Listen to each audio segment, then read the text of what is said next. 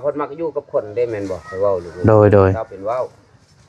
แล้วเพราะว่าคันพวกเจ้านี้หรือว่ามีเฮือนงามมีพี่ยังแล้วพวกเจ้าอย่าไปก็แล้วแต่ไปบ่ดินคนไปขายแต่ว่าเฮือนชานงามแล้วพวกเจ้าอย่าไปไม่เหมาะต่อลืมคนบ่ติบ่ว่าดินคนไปขายเดี๋ยวกันพวกเจ้าเฒ่าลูกพวกเจ้าใหญ่แล้วชื่อต่อแล้วอยู่บ้านเก่านี่แล้วเขาก็บ่ไล่ให้นี้ในนั้นได้ใจค่อยโดยทางบ่บุญได้มอบเงินให้1 ล้านกีบมาเพิ่นซอยสมทบนำเด้อเงินจำนวนนี้เดี๋ยวบ่เชียงสิเก็บไว้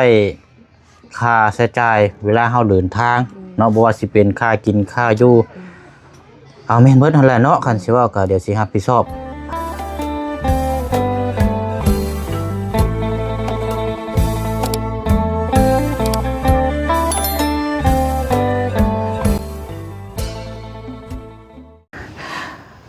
โอเคพี่น้องเนาะก็นี่แหละพี่น้องเอ้ยแต่ว่าเป็นอีกครอบครัวนึงอันนี้ก็ติดกับเพื่อนของทางน้องคำดีเนาะคันเชื่อว่าก็เป็นบ้านใกล้ขึ้นเคียงกับแม่นพี่น้องเอ้ย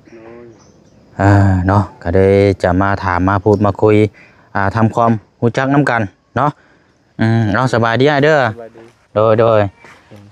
เนาะอันน่ะเพื่อนเรากำลังนิดหน่อยได้พี่น้องเอ้ยเทือนทางอ้ายเพิ่นนี่ก็ติดกับเพื่อนน้องคำดีนี่แหละอันน่ะแต่ว่ายังนั่นก็ทางอ้ายเพิ่นก็รู้สึกว่าคือสิเฮ็ดเฮือนบ่เพิ่นเจ้าเฮ็ดเฮือนก็รับจ้างเข้าน้องเอ้ยมีเฮือนอยู่เอาเป็นสร้างบ่เป็นแบบใดรับจ้างเข้าไปหางานชะยะมีเฮือนชั้นอยู่ลูกก็เสีย4 คนลูกเสีย4 คนโดยเป็นจังได๋นะได้เชียเข้าลูกศิษย์บ่หนีบ่นั่นแหละบ่มีเฮือนอยู่ตอนนี้อันอ้ายน่ะอยู่นำกันจักคนก็ได้1รวมทั้งเบิดนั่นแสดง5 คนรวมทั้งเบิด5 คนบ่จับคนเดียวนี่แหละโดยแต่ว่าอยู่เฮือนหลังนี้นั่นอยู่นำกันจักคนก็ตอนนี้น่ะ3กับเมีย3 คนกับเมียกับลูกน้อยคนนึงบ่โดยแต่ว่าทั้งหมดทั้งมวลนั่นคือได้มาแล้วแต่เสียเนาะโอ้พี่น้อยเนาะเอาก็เป็นครอบครัวใกล้เคียงของทางน้องคำดีพี่น้อยว่าผ่านไปผ่านมาว่าสิแวะถามดินน้ำถามเท้าทางอ้ายเพิ่นอยู่แต่ว่ามื้อนั้นมื้อนี้ก็เลยระหว่างรอทางบ่บุญบ้านป้าเนาะมื้อนี้ก็ทางทีมงานมาเยี่ยมมายามทางน้องคำดีก็เลยพวกมาถามทางอ้ายเพิ่นนำเราก็เอาลูกน้อยอยู่นี่พี่น้องเนาะเดี๋ยวเนาะสบายดีเด้อพี่น้องเด้อเนาะสบายดีพี่น้องนำกันเบิดสุคนเนาะพี่น้องเนาะก็มาอัปเดตมาพูดคุยนำกันอีกเนาะสำหรับทางน้องคำดีก่อนจะเดินทางมื้ออื่นเนาะพี่น้องเนาะก็ได้มาเห็นอ้ายเพิ่นเอาลูกน้อยนอนอยู่ก็ได้มาถามมาพูดมาคุยนำกันเนาะอันน่ะทางอ้ายชื่อนั่นไหนก็อ้ายอาแมปชื่ออาแมปเนาะโดยไม่ซื้อเอาโดยบ่มีหยังเฮือนได้รถก็ไปรับจ้างเข้าปีบ่มีเงินแต่ว่ากำลังสิเริ่มเฮ็ดเฮือนตอนนี้เนาะเฮ็ดก็บ่มีเงินน้องนี่แต่ว่าเก็บไม้ไว้ก่อนซั่นบ่โดยบ่มีเงินอยากซื้อใหม่นี่ก็ยืมเงินเขาชะยะนาสามเจ้านี่แหละเขาอยู่บ้านแกงขับเจ้าเฮ็ดงานหยังก่อนไปรับจ้างเฮ็ดมันต้นนี่แหละจ้างมันต้นมันสวนของเจ้าเองเนี่ยบ่ได้มีบ่มีเฮ็ดก็บ่จบเงินขายเนาะมันก็ว่ามันยังก็บ่มีอยู่เหือเมียเจ้าได้สับไปใช้เมียเจ้าไปเชื่อหญ้าพอดีเอาไปเชื่อหญ้าแล้วเจ้านั้นเอาลูกอยู่เฮือนโดยเปลี่ยนกันบ่หรือว่าเมียไปซุมื้อบ่เฮาอยากเปลี่ยนแต่เราบ่ให้ไปไปพอดีอยากย่างเขาบ่มีเงินโดยเสียหญ้าให้เจ้านี่บ่โดยจ้างเขาก็บ่มีเงินบ่มีก็ย้อนทุกข์ได้แล้วไปหารับจ้างตลอดหางานให้สิหยักแบบเจ้านี่เจ้าให้เจ้าบ่ให้ไปก็อยู่แบบนั้นโดยอันว่าทางงานเห็นก็เป็นคนบ้านนี่เลยบ่มันเกิดมึงนอนอยู่นี่เลยบ่อยู่นี่แหละเกิดอยู่นี่เลยเนาะโดยอาศัยอยู่นี่แบบว่าอยู่นี่เลยเนาะมันเฮือนหลังนี่ได้สาของไผซะนี่เฮือนน้องชายล้วน เป็นน้องชายเจ้าเนาะอืมยามลงไปนี่ก็เป็นสวนกล้วยเลยนี่เนาะชวนพ่อเอาอยู่พุ่นโอ้อ่าเนาะก็ถือว่าผมนี่แหละพี่น้อยเอ้าไม่ว่าแล้วเนาะคันบ่สู้ก็บ่มีกินน้อยเนาะโดยหาอยู่หากินพี่น้อยจักสิจังใดอันได้ยังกินข้าวง่ายกับข้าวกับน้ำเขาซื้อก็ว่ากับข้าวมื้อนี้นะกินน้ำดอกชื่อปลาเวียอันนั้นปลาเขาไปขายไปซื้ออันนั้นซื้อปลาเขาขายซื้อปลาสาวพัดขายกล้วยเมียไปแบกขายโดยใช่ลูกน้อยเจ้าผู้หญิงบ่คือผู้ชายผู้ชายนะผู้น้อยๆนะติดเอื้อยมันอยู่นะเอื้อยดุระบาดลูกชายเฮานะโดยมีแต่ดุเดียวเอาเบิ่งก่อนเซเดอร์เฮาสิแบ่งอันนี้เจ้าให้อันนั้นได้มันได้แล้วเด้ได้แล้วเพราะว่าสิน้องคนดีนะเด้เราบ่มีหยังบ่สิเอาอันน่ะแบ่งให้กินให้เป็นหยังดอกอ้ายมันได้แล้วลูกน้อยมีกินอยู่เนาะโดยซื้อเมื่อวานนี้เด้ซื้อให้มันโดยเจ้าซื้อให้เราโลดซะเนาะมันนี่แหละพี่น้องเพราะเฮาซื้อมา2ปิ้งหั่นนะเราปิ้งนึงน้อยเนาะมื้อหน้าเอาซะมื้อหน้าเยี่ยมยามใหม่เนาะพี่น้องเอ้ยเอาถามบ้านใกล้เฮือนเคียงใกล้กันนั่นแหละพี่น้อยก็เฮ็ดจังไดเนาะมีหยังก็เบิ่งแย่งกันหั่นแหละอันว่าอันครอบครัวนั่นเนี่ยดินของคนอื่นสำบ่ดินไผนี่นะของคำดีอยู่ดินพ่อโอ้ดินเช่านี่ว่าประตูอ๋อว่าขาตัวนี้เลยขามันออกไปนี่เลยไปฮอดเรือนหลังนั่นโดยตัวนี้ดินแบบว่าใจทางเลขาทางเมืองมาแบ่งปันกันเขามาคอแต่พ่อเฮานะโดยอยู่เท่ากับตัวนี้น้องคำดีก็อยู่ที่ดินของพ่อเนาะโดยอยู่กันนี่ลูกไว้พอว่าบ่แม่นพอคนใจดีเนาะเพิ่นก็อธิบายให้บ้านลาวแท้นั่นอยู่บ้านนะว่าเลยพ่อก็เว้านำอันนี้นะโดยบ้านพลองนั่นบ้านแท้บ้านลาวนะอันนี้ก็ลาวแปลกนี่มาบัดนี้เอาลูกเอาเมียนี่คือกันอีแม่เจ้าได้ว่าให้เอาผู้นี้แต่ไปว่าขออยู่นี่แต่ค่อยว่าคันพวกเจ้าอยู่ชุดอายุเท่าฮอดเช่นลูกเช่นหลานสมมุติว่าเราสุดปีแบบนั้นโดยถ้าเพิ่นมักอยู่กับคนได้แม่นบ่ค่อยเว้าลูกโดยเจ้าเป็นเว้าแล้วค่อยว่าคันพวกเจ้านี้หรือว่ามีเฮือนงามมีพี่ยังแล้วพวกเจ้าอย่าไปก็แล้วแต่ไปบ่ดินคนไปขายแต่ว่าบ่ให้ขายแต่ว่าให้อยู่เนาะให้อยู่หรือว่าถ้าอยากครอบครองเป็นอยากซื้อเป็นของตัวเองก็สามารถซื้อน้ำพอต่อก็ได้เนาะแบบนี้เนาะแล้วก็ตัวนั้นไปว่าหางกระชูหรือยังชื่อกับปรึกษากันค่อยเห็นว่าค่อยว่าดินของค่อยกับบ่แม่นชุดเดียวมันมีลูกมีเมียมีลูกมีหลานต้องถามรายภาคส่วนเนาะโดยเงินหลังนั้นคือกันเราถูกมาอยู่ค่อยนี่ก็อยู่หลายปีแล้วค่อยก็บุญแล้วบิดก็บ่เดียวค่อยได้เอาอยู่นี่ลูกอันนี้มีพี่น้องลูกกับพ่อนะก็พอเอามาอยู่นำก็ดีใจลูกโดยนั่นแหละเอาสานอกกันเจ้าของที่ดินมองอันทางพอน้องคำดีอยู่พี่น้อยพอดีเรามาได้กะพอดีได้ถามฮู้จักนำกันโดยสายก้อยนี่เด้อเดี๋ยวปลากล้วยเนี่ยก็มันตัดไปชื่อในนี่ฮอดกล้วยคุณเลยใช้เส้นทางอยู่ค่อยว่าโดยเอาสานอหั่นนะพี่น้อยก็ฮู้จักนำกันเพื่อถ้าว่าทางน้องคำดีเพิ่นตั้งเทื่อได้มีข่าวดีเขายังอาจจะได้ปรึกษาทางพอเนาะตั้งเทื่อว่ามีที่ดินที่ทางเนาะประมาณนี้นะพี่น้องแต่ว่าก็หนึ่งมาก็ให้อยู่ก่อนนะพ่อเนาะว่าได้ให้อยู่ก่อนแล้วก็คือ3หาไรหามีถ้าว่าอยากเป็นของตัวเองเฮาก็ซื้อเฮาเนาะเจ้าถ้าดูก็บ่ลูกก็ให้เข้มแข็งให้ร่ำให้รวยลูกเอ้ยนั่นแหละพอเท่ามาลงโดยเขาลูกให้เว้าเอาได้เนาะจะดีแล้วพี่น้องฮู้จักนำกันกับพ่อเพิ่นไว้ก็แล้วก็เฮาก็รับรู้แล้วคือว่าแล้วว่าดินกับของเรากับเป็นคนบ้านอื่นมาอยู่เนาะมาอยู่แล้วบ่มีที่ดินที่ทางเป็นคนบ้านอื่นมาอยู่นี่นะก็บ่ติพี่น้องมันก็ค่อยก็บ่ติลูกเอ้ยเรื่องการเขาอยู่ แนวเราผู้เป็นนางเทียมคือกันค่อยเว้าเลยพวกเจ้าคันว่าพวกเจ้าย่องง่ายแล้วมีเฮือนงามมีเฮือนบ่ยังแล้วพวกเจ้าอยากไปก็ไปพวกเจ้าย่องง่ายแต่บ้านแจนมาอยู่เพิ่นก็ไม่เหมาะต่อเรื่องคนบ่ให้บักได้แถวนี้นี่ก็หยังแล้วก็ว่าให้ไว้ถ้าว่าซื้อเป็นของตัวเองแล้วน่ะบ่ยากดอกเนาะเฮาอยากเฮ็ดหยังก็เฮ็ดรถเนาะแม่น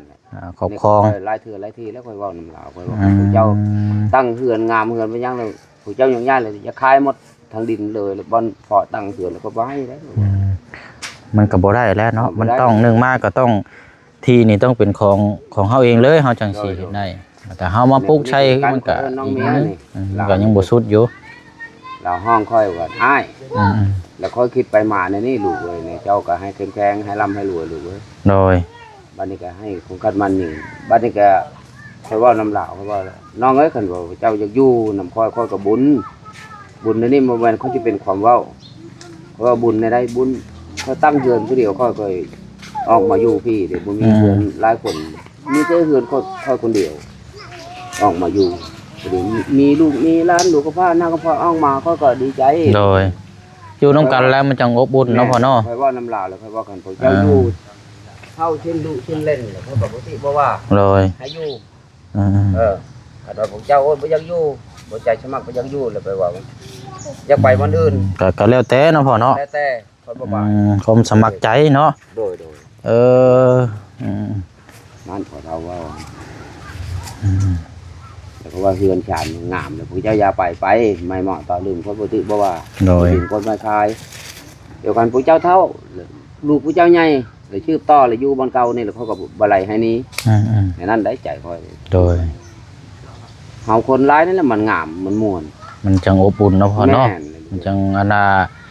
ไปมาหาสู่มันจังพึ่งพากันได้เนาะเวลาเป็นหันเป็นนี่มากก็สบายโดย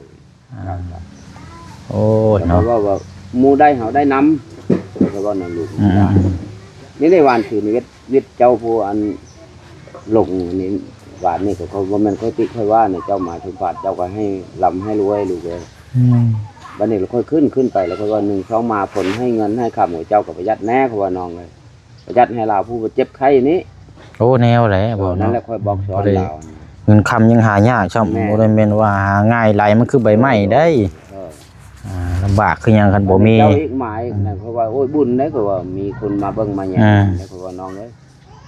แล้วเจ้าเห็นคนยืนเงินยืนขับดูแม่นค่อยก็ช่วยเขาก็ค่อยบ่มีเงินช้อย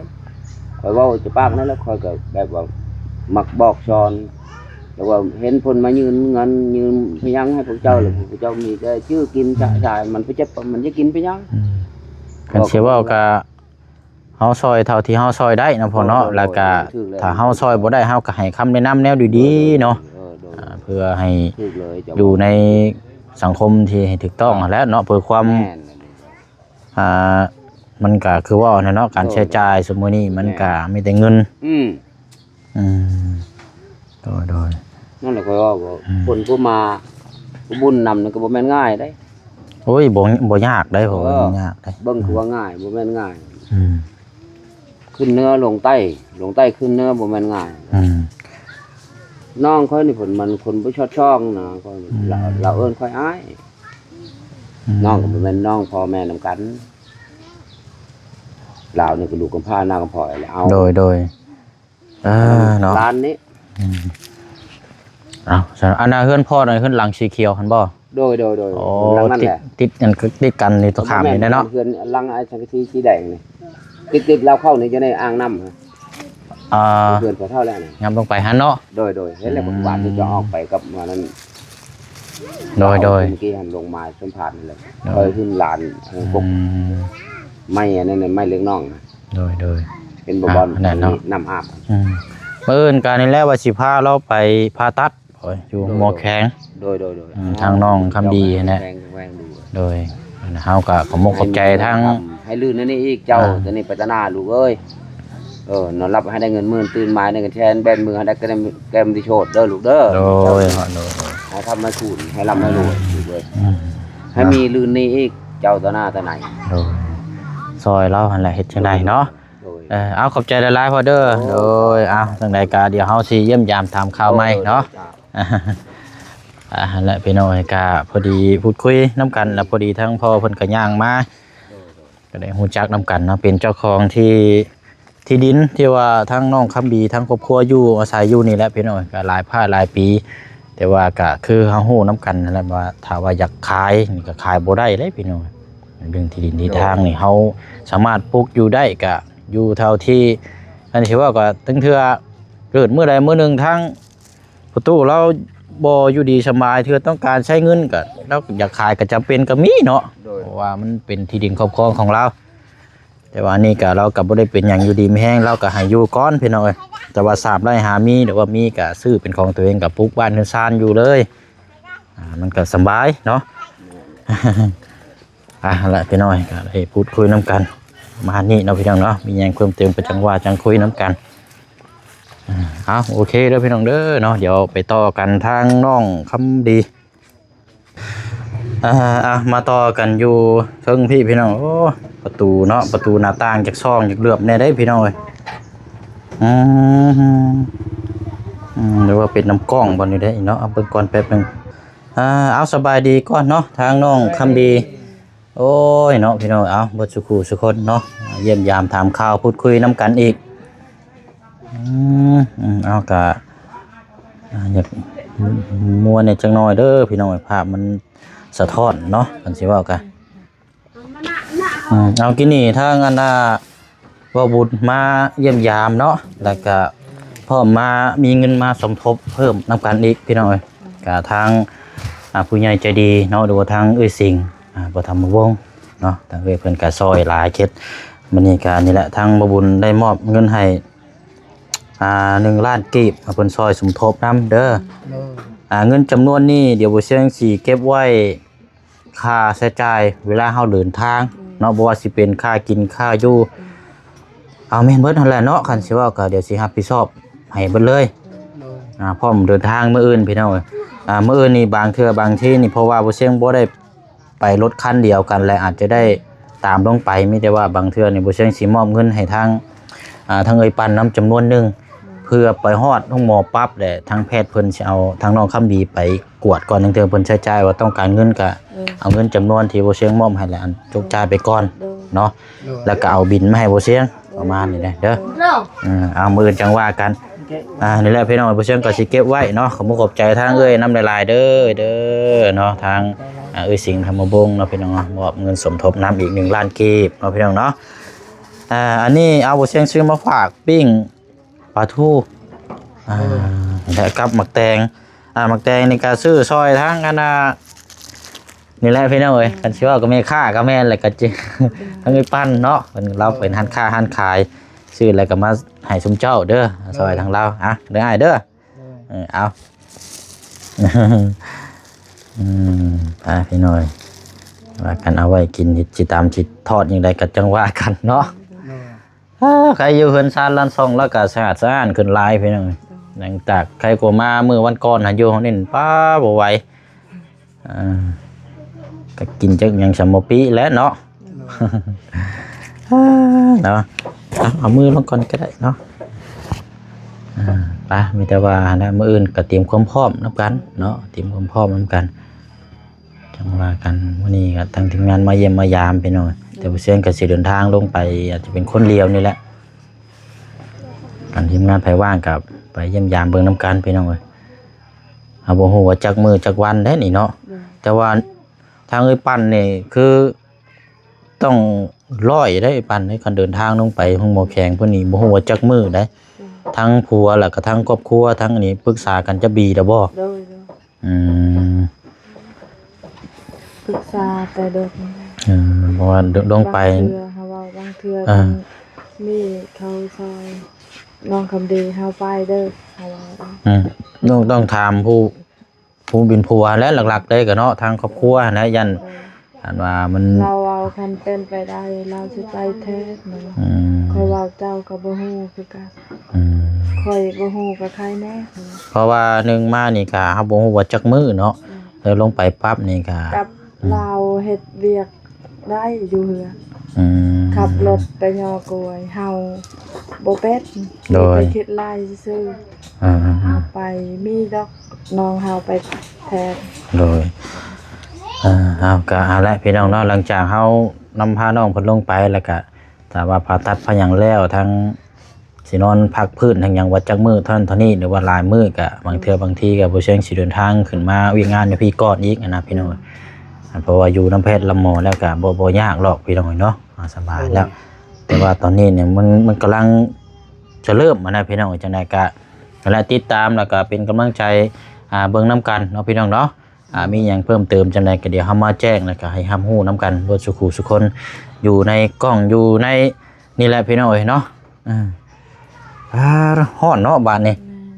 เอามีแต่ว่าหั่นเด้อเฮาลำลาก่อนแล้วสิมาใหม่พุ่นละคั่นก็พังเบิ่งมื้ออื่นเด้อมื้ออื่นมาแล้วก็อาจจะได้เดินทางเลยแต่ว่านั้นก็เตรียมเครื่องของที่แนวจำเป็นคือเก่าหั่นเนาะลงไปหน้าแพและเตรียมไว้เดี๋ยวรถเพิ่นมาฮอดก็แม่นได้เดินทางเลยพี่น้องเอ้ย ผมหมอไก่ น้องหมอเซโปนพุ่นละบ่แม่นอยู่แข็งพุ่นละแม่นเจ้าบ่ลงไปจักเทื่อบ่เคยลงไปเทื่อบ่ อันนั้นไปอยู่เฮือนพี่น้องล่าอยู่สวัสดิ์ล่าพี่น้องน้องหมอเฮาบ่เคยไป แต่ว่ามีพี่น้องอยู่สวรรค์นั้นหลาย โดย หันยังง่ายได้ซะเนาะลงไปสวรรค์พุ่นก็โทรหาดินพี่น้องมาเยี่ยมยามเนาะแบบเฮาเชื้อสายเป็นคนดีแหละเขาฮัก อื อยู่ไทยก็ ม เขา ฮู้จักเนาะ จ้ะ โอ้ ท่านเจ้าบอกว่าพอซื้อพอเขาจัก โดย เขาเคยไปไทยสวรรค์ไทยช่วงไรนะ เอาดีซะพี่น้องเนาะมีแต่ว่าแล้วอันเอายังบ่ทันได้กินข้าวอยู่ข้าวเช้าเนาะคันสิเว้ากันหากินข้าวกินน้ำบ่ละจังว่ากันมื้อนี้ก็มาพูดมาคุยแล้วมีข่าวดีมาเพิ่มนำแน่เนาะเอาน้องคำดีเป็นจังได๋สู้ๆเด้อไปพี่น้องเดี๋ยวลาพี่ลาน้องก่อนเนาะสบายดีกันบ่สู้ทุกคนก่อนโดยแล้วไอ้ปั้นก็เฮ็ดเวียกเฮ็ดงานก่อนมื้อนี้เนาะเพื่อบางทีมื้ออื่นก็สิได้เดินทางโอเคเด้อไปพี่น้องเอ้ยไปโอ้ยฮ้อนแท้นี่เนาะไว้บ่บุญเลยสิแรกเข้ามาแต่เก่านะกล้องนี่ตนปิดบ่ฮ้อนแฮง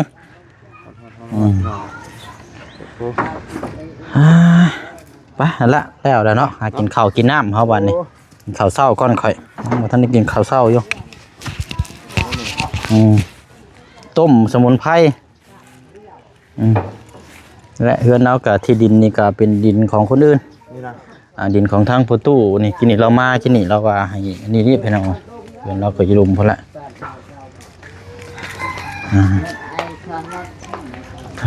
เนาะเป็นจังได๋หมูมี่เฮาสุกแล้วบ่ไปโอ้โธ่เนาะมึงมีอีก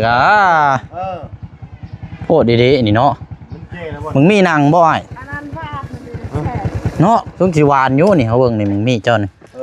บ่มีเขานั่นแหละเลยก็คือปลาไม้นี่ปลาไม้ไปสวรรค์นำมันมีหน่วยชุกอยู่บ่นี่มันแก่แล้วบ่แก่แล้วตัวนี้3 4แล้วเนาะแก่แล้วเฮาไปม่วมเอาตัวใหญ่นี่เนาะตัวใหญ่ก็เอาจะเอา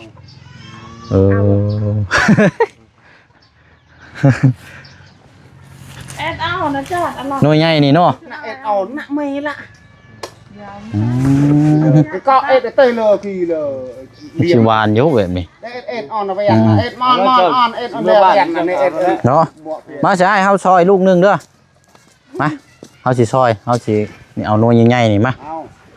เอาเอ็ดเตยเอามีดมาเกาะพอสิได้เดินทางแน่นั้นถึงคือเมื่อฝากคนอยู่บ้านนั่นแหละพี่น้องโดยบ่เอาตัวแก่นะเอ้ยแก่น่ะตัวนั้นให้ก็ได้โดยเอาเฮ็ดไปออนอันเอ็ดกันไปออนยาวดูชุกหรือบ่ได้แล้วว้าวเคยกินเจ้าบ่อยก้าวโดยมาเล่นกระตื้นทางนี้เนาะมีแต่หน่วยใหญ่ๆเนาะตัวนั้นเนาะโหดดีๆตัวนั้นก็ ตึง โอ้โธ่โหดยี่นี่ใช้อันเราเท่าไรเกาะเอ้ย ยาแหละเราหากิน บอกแล้วว่าเนาะอันช่วยกันนั่นแล้ว บ่ยาแหละ ฮะเอาไว้เอานี่เอาเติมน้ำหมอกน้ำมันนั่นแล้ว อย่าแล้วให้ละล่ะ บ่ยบอกแล้วว่าเอาบ่คือเด้เนาะ เอาเติมน้ำหมอกน้ำมันเจ้าและมันใช้จ่าย ขอบใจ โดยเอาซอยกันแหละเด้อ จ้า อันนี้เฮือนเจ้านี่เนาะ เจ้า อืม